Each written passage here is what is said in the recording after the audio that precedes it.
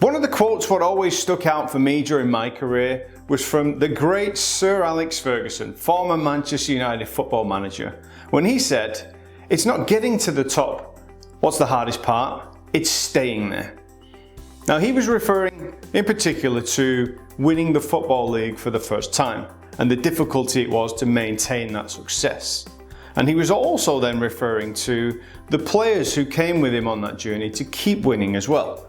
And he defined the difference between a good player and a great player as to those players who could just keep raising those standards. So in this video, I want to talk to you about who's setting your standards and give you 3 tips on how you can raise them. So let's get started.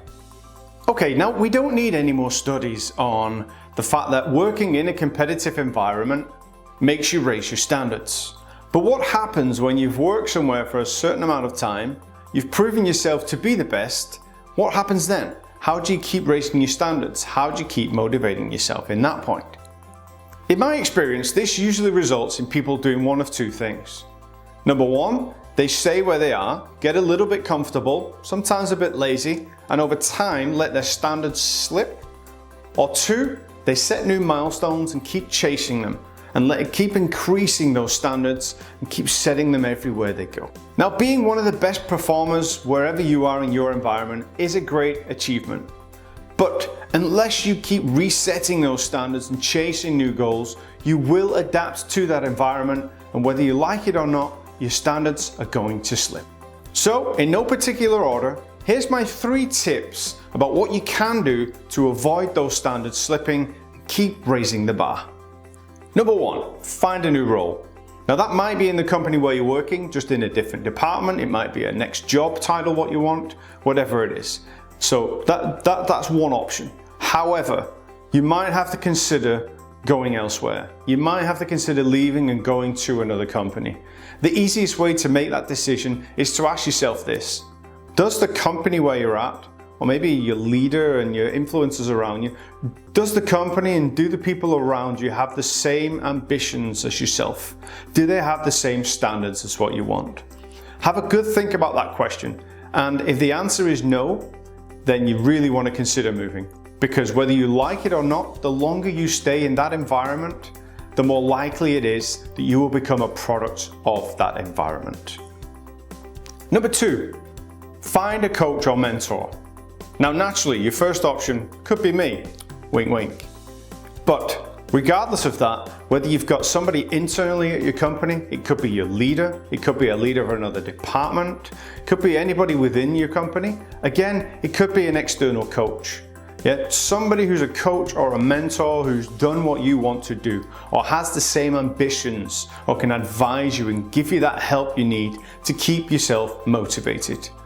Yeah, so there's lots of people, there's lots of options, there's plenty of places to find these. For you, it's about finding the right one.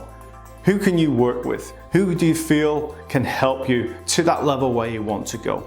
So have a think about that. Have a think about who's in your network. Ask other people as well who've maybe done the job already or are doing the job what you would like to get.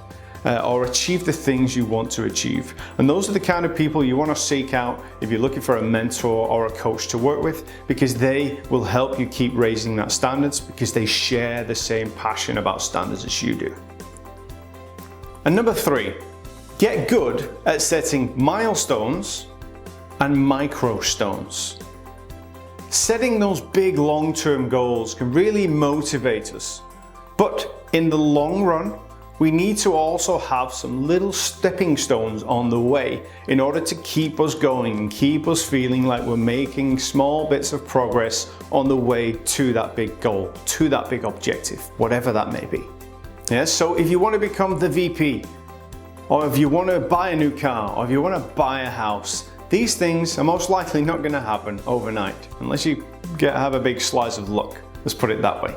So what you need to do is really think about what are the little micro stones you can put in place there. Is it a new skill you need to learn? Is it a goal of saving 10% or 25% of the amount you need to do? What is it? So start to think about what those little micro stones are, which will help you achieve and get to that final destination. Once you have your micro stones in place, your route to the end goal is mapped. and you're well on your way to increasing your standards. So that's it. I hope you enjoyed the video. If so, please give it a like, a share, a subscribe wherever you're watching. And of course, as always, just remember, you're good, get better.